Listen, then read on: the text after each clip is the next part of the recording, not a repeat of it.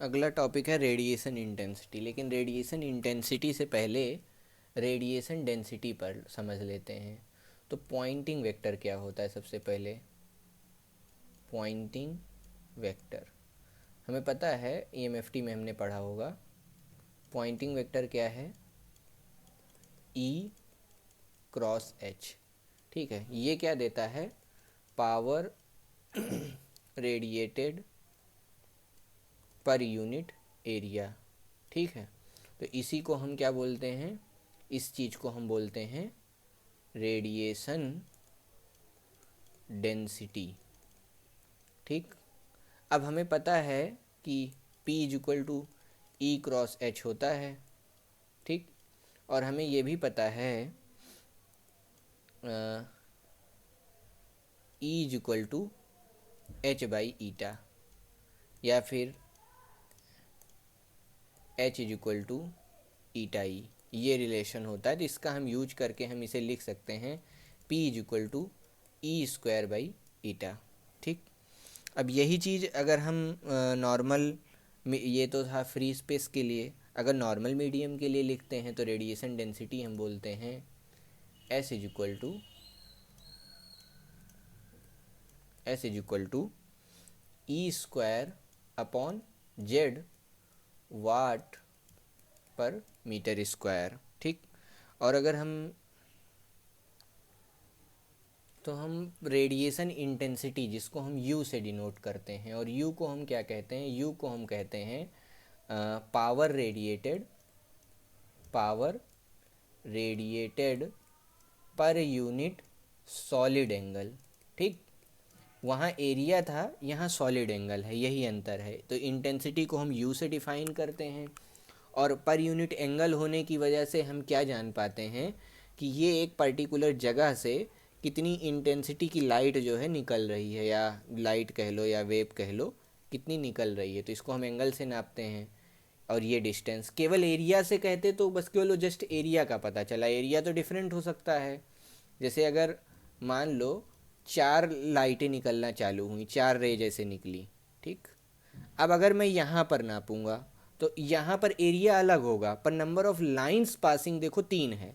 लेकिन अगर मैं यहाँ नापूं तो भी एरिया डिफरेंट होगा, और नंबर ऑफ पासिंग लाइंस 3 है। ठीक है, अब अगर मैं इसका भी एंगल नापूं, सॉलिड एंगल, और इसका सॉलिड एंगल, ये दोनों चीज़ें सेम होंगी। तो मतलब एक पर्टिकुलर जगह से निकलने वाली जो लाइट रेज है उसको हम कैसे नाप रहे हैं? इंटेंसिटी के टर्म्स में नाप रहे हैं, इसीलिए सॉलिड एंगल यूज कर रहे हैं यहाँ पे। अब अगर हमें पता है रेडिएशन इंटेंसिटी क्या है, तो हम पावर रेडिएटेड निकाल सकते हैं ना। तो पावर रेडिएटेड कैसे कैलकुलेट करेंगे? Power radiated is equal to intensity, intensity per unit solid angle given थी हमें। यानी इंटेंसिटी क्या होती है? Power per unit solid angle. तो यानी सॉलिड एंगल के साथ अगर हम मल्टीप्लाई कर दें तो हमें इंटेंसिटी मिल जाएगी, और इसको 2 बार, मतलब इसको सरफेस, यानी ये डबल इंटीग्रल होता है ना, डी ओम। डी ओम क्या होता है? साइन थीटा, डी थीटा और डी फाई, ये डी ओम होता है अपना। तो यहाँ देखो 2 बार इंटीग्रेशन लगा दिया, एक बार थीटा के लिए, एक बार फाई के लिए। तो इसी को हम power radiated W R is equal to U theta comma as a function of theta comma phi D ohm, ये लिख सकते हैं पावर रेडिएटेड। अगर हमें एवरेज पावर निकालना हो, ठीक है, एवरेज पावर रेडिएटेड पर यूनिट सॉलिड एंगल। ठीक, या इसी को हम इंटेंसिटी एवरेज बोलते हैं। इसी चीज़ को हम क्या बोलते हैं? Average intensity. ठीक, एवरेज इंटेंसिटी क्या हो गया? एवरेज पावर रेडिएटेड पर यूनिट सॉलिड एंगल, यानी पी रेडिएटेड अपॉन, या इसको हमने डब्ल्यू से डिनोट किया है, W radiated upon solid angle. अब सॉलिड एंगल होता कितना है? सॉलिड एंगल होता है 4 पाई। अगर एक स्फेयर के लिए लिख रहे हैं तो हम इसको यू एवरेज लिख सकते हैं ऐसे। ठीक, इसकी यूनिट हो जाएगी वाट पर स्टेरेडियन। अब नॉर्मलाइज पावर की बात आती है, जैसे नॉर्मलाइज इलेक्ट्रिक फील्ड हमने कहा था। तो अब देखो इंटेंसिटी क्या है, power per unit solid angle, ठीक। Power theta comma phi upon power max theta comma phi. अब यहाँ ऊपर नीचे सॉलिड एंगल से डिवाइड कर दो, सॉलिड एंगल से, ठीक। तो ये क्या बन गया, average intensity U theta comma phi divided by U max theta comma phi. तो ये हो गया नॉर्मलाइज पावर, ठीक है, इंटेंसिटी के टर्म में। तो बीम इफ़िशियंसी समझने के लिए अगर मैं बीम एंगल की बात करूं, तो टोटल बीम एंगल, ठीक। टोटल बीम एंगल क्या होगा, बीम सॉलिड एंगल बोलते हैं, ठीक है, solid angle. Total beam solid angle क्या होगा, इसको चलो मैं डिनोट कर ले रहा हूँ ए से, ठीक है। तो ये हो जाएगा, ये मेजर लोब का एंगल प्लस माइनर लोब का एंगल, ठीक। अगर जैसे ये कोई है तो ये मेजर लोब हो गया, ये छोटे छोटे किनारे छोटे लोब हो गए, तो major lobe plus minor lobe, ये टोटल एंगल हो गया। अब अगर हम इसको डिवाइड कर दें, ठीक है, इधर ला करके, तो 1 is equal to major lobe divided by total plus minor lobe small M divided by total angle, ठीक। तो यानी टोटल मेजर लोब की मेजर लोब की वैल्यू, मेजर लोब के एंगल की वैल्यू अपॉन टोटल एंगल। तो ये क्या हो गया, इफ़िशियंसी। तो इसमें जो एक ये जो मेजर लोब वाला टर्म है, ये क्या है, ये इफ़िशियंसी है, ठीक। इसको हम रिप्रेजेंट करते हैं जीटा से, इसको बोलेंगे जीटा, कुछ ऐसे बनता है, zeta M major plus zeta M minor. ये हो गया मेजर, ये हो गया माइनर। तो एक को बोलते हैं इफ़िशियंसी, इस वाले को हम बोलते हैं इफ़िशियंसी, और इस वाले को बोलते हैं स्ट्रे फैक्टर, ठीक। यानी बीम इफ़िशियंसी क्या हो गई,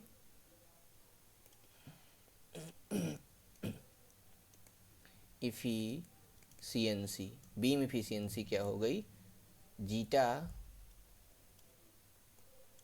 M is equal to total main beam, main beam area बोल दो, ठीक है, एरिया बोलो और एंगल बोलो, divided by total beam area और एंगल, ठीक है। तो ये हो गई इफ़िशियंसी। और जो रेशियो जो माइनर वाले का है, यानी स्ट्रे फैक्टर,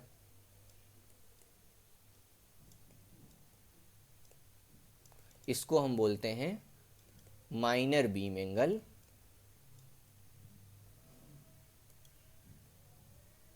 या area divided by total beam area, area और सॉलिड एंगल। डायरेक्टिविटी क्या बताता है हमें, ratio of maximum power density to average power value.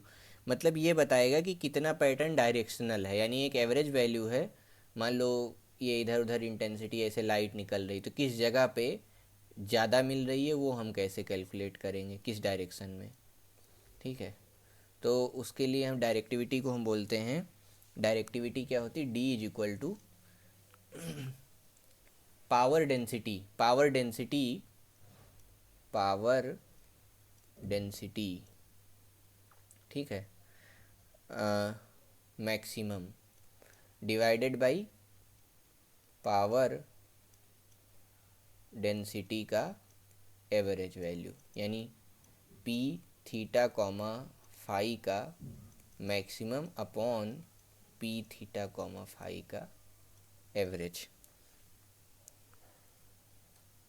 ठीक। अब हमें किसी चीज़ का अगर एवरेज निकालना हो तो हम एवरेज फंक्शन यूज करते हैं, ठीक है। एवरेज कैसे निकालते हैं किसी चीज़ का, तो एवरेज निकालना है, अगर हमें एफ़ का एवरेज निकालना है, ठीक, तो हम लिखते integral F D T divided by dt।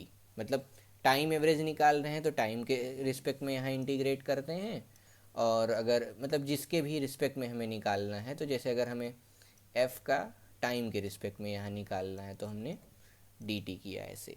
तो यहाँ मैं क्या करूँगा, यहाँ मुझे इसका एवरेज निकालना है पावर का, तो मैं सॉलिड एंगल के उसमें निकाल लेता हूँ, ठीक है।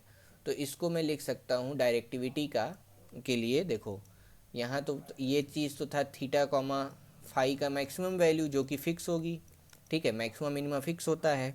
एवरेज मुझे कैलकुलेट करना है, तो एवरेज निकालने के लिए हमने लिखा पी डी ओम, ठीक, डिवाइडेड बाई डी ओम, ठीक। तो इसको जब सॉल्व करेंगे तो डी ओम को जब तुम सॉल्व करो तो क्या आएगा, 1/ओम, 1/4 पाई। तो ये एक्चुअली क्या बन जाएगा, ये बन जाएगा P theta comma phi max divided by 1/4 pi P as a function of theta comma phi D ohm. ये बन गया डायरेक्टिविटी, ठीक। अब ये जो थीटा फाई ये मैक्स वैल्यू है ना, तो इसको हम अगेन यूज कर सकते हैं, यानी डायरेक्टिविटी इज इक्वल टू 1 यहाँ क्या था, P theta comma phi D omega divided by P theta comma phi की मैक्सिमम वैल्यू, ठीक, और 1/4 पाई यहाँ था। तो इसको ये जो 1 मैक्सिमम वैल्यू है, तो ये ध्यान से याद करो, ये नॉर्मलाइज पावर है, ठीक है, ये नॉर्मलाइज्ड पावर है। तो इसको हम और आगे अच्छे से लिख सकते हैं, 4 pi upon P normalised theta comma phi D ohm, यानी for isotropic case, isotropic case में जो एरिया होगी वो 4 पाई होगी, और वैसे डायरेक्टिविटी ऑफ आइसोट्रोपिक क्या होता है, 1 होता है, ठीक। ये हो गया नॉर्मलाइज पावर डी ओम, और यहाँ पे 2 बार इंटीग्रेशन, तो ये निकल के आता है। अब डायरेक्टिविटी को अभी हमने पावर के टर्म में डिफाइन किया था, अब इंटेंसिटी टर्म में भी डिफाइन कर देते हैं।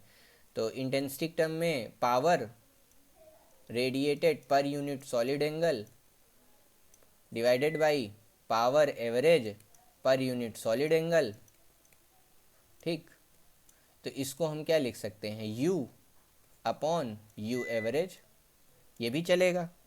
तो इस तरह से U एवरेज हमें पता है क्या होता है। अब U एवरेज अगर हम निकालना चाहें तो हमें अगर रेडिएटेड पावर अगर हम लिखें, पावर रेडिएटेड, या इसको कई बार ऐसे भी लिख सकते हैं, power radiated is equal to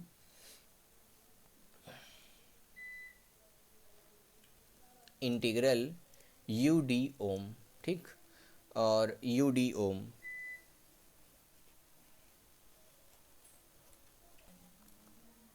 for isotropic case, ठीक है, फॉर आइसोट्रोपिक, यानी आइसोट्रोपिक मतलब जो एंटीना हर दिशा में एक ही तरह से वेव भेजता है, ठीक है। फॉर आइसोट्रोपिक केस हम ये चीज़ लिख सकते हैं, U/4 पाई, ये यूनिफॉर्म हो गया, ये जो डी ओम है ये सब कुछ यूनिफॉर्मली डिस्ट्रीब्यूटेड है।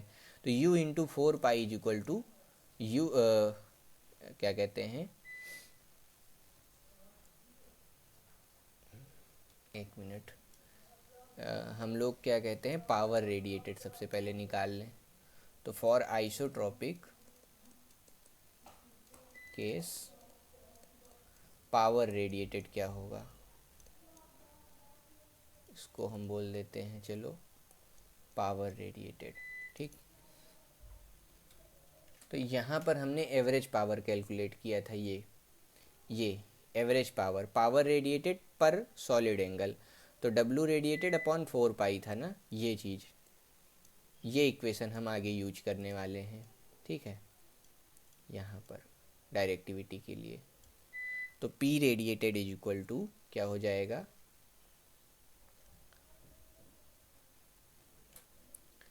U एवरेज इंटू 4 पाई, ठीक है, U एवरेज इंटू डी ओम, वैसे ही डी ओम को टोटल सॉल्व किया तो 4 पाई हो गया। तो इसको हम U एवरेज की जगह क्या लिख सकते हैं, U एवरेज की को हम लिख सकते हैं पावर रेडिएटेड अपॉन 4 पाई। तो ये जो डायरेक्टिविटी का फॉर्मूला है ये आगे चल के ऐसे भी बन जाता है, D is equal to 4πu upon power radiated. ठीक, ये भी एक फार्मूला हो गया। तो डायरेक्टिविटी ऑफ एंटीना हम आइसोट्रोपिक केस के लिए कंसीडर करते हैं जनरली, आइसोट्रोपिक केस। ठीक, इसको हम क्या लिखते हैं, इसको हम लिखते हैं D is equal to U upon U average. ठीक, अभी अभी हमने डिराइव किया था, डिफाइन किया था, पावर रेडिएटेड डिवाइडेड बाई 4 पाई हमने U एवरेज को लिखा था। तो ये सब सॉल्व वॉल्व करके हमको क्या मिला था, 4πu अपॉन पावर रेडिएटेड।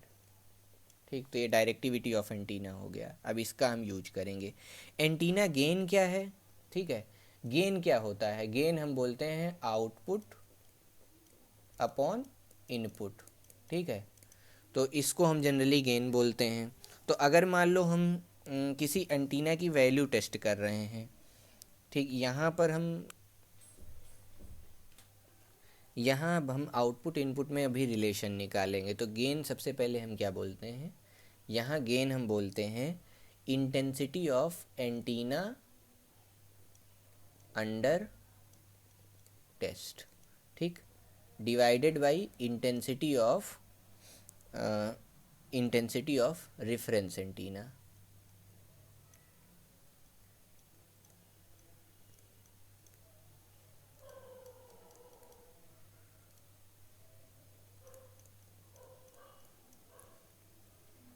तो अगर हमें U रेफरेंस निकालना हो, तो सपोज करो कि हमने एक एंटीना लिया, इसमें इनपुट पावर लगाया, ठीक है, और हमको जो रेडिएटेड पावर मिला वो कुछ चेंज मिला। ठीक, इनपुट पावर और रेडिएटेड पावर। तो एंटीना अंडर टेस्ट मतलब जो हमें बाहर मिल रही है पावर, जो हम दूसरे एंटीना इसको ले जाके टेस्ट करेंगे, और जो हमने इनपुट पे लगाया उसके रिलेशन में। तो U रेफरेंस को हम लिखते हैं पावर इनपुट अपॉन 4 पाई। ठीक, ये हो गया U इंटेंसिटी। ठीक, तो इस चीज़ को हम लिखते हैं intensity of antenna under test into 4 pi divided by power input. इससे मैच कर रहा है, देखो ये वाला इससे, पावर इनपुट। ठीक, तो ये गेन का फॉर्मूला हो गया। अब हमें डायरेक्टिविटी और गेन में रिलेशन चाहिए। तो डायरेक्टिविटी क्या होती है, डायरेक्टिविटी अभी अभी हमने पढ़ा, D is equal to, directivity क्या थी देख लेते हैं, पीछे क्या थी directivity, given intensity upon average intensity. ठीक, ये डायरेक्टिविटी थी। तो गिवन इंटेंसिटी यानी 4πu अपॉन पावर रेडिएटेड। ठीक, फिर ऐसे ही अगर हम गेन को लिखें, तो गेन को हम लिखते हैं 4πu अपॉन पावर इनपुट। ठीक, अब इफ़िशियंसी क्या होती है, इफ़िशियंसी क्या होती है, output power upon input power, है ना। तो इफ़िशियंसी होती है output power upon input power. तो अगर हम D अपॉन G कर दें, देखते हैं G अपॉन D करें कि D अपॉन G करें। तो चलो हम क्या करते हैं, G अपॉन D कर देते हैं। G अपॉन D किया तो हमें क्या मिल जाएगा, power radiated upon power input. तो ये क्या मिल गया, इफ़िशियंसी। तो गेन और डायरेक्टिविटी में रिलेशन आ गया कि G is equal to eta into D। ये ईटा यहाँ पर क्या बता रहा है, इफ़िशियंसी, एंटीना इफ़िशियंसी। ठीक है, इफ़िशियंसी ऑफ एंटेना।